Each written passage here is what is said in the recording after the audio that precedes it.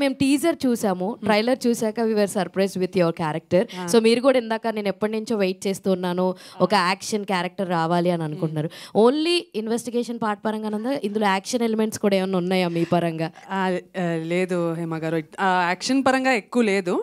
But ఈ mass చూపించడానికి మనకు అంత యాక్షన్ అవసరం లేదు అని శ్రీవిద్య హెస్ ప్రూవ్న్.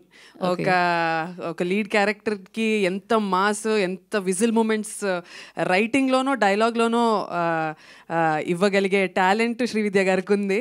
సో యాక్షన్ లేదు, బట్ హోప్ఫుల్లీ ఈ సినిమా అయ్యాక ఇస్తారని ఒక చిన్న హోప్ ఉంది. But actually police character with Sudha name చాలా వైరల్ అవుతున్నాయి రీసెంట్ గా.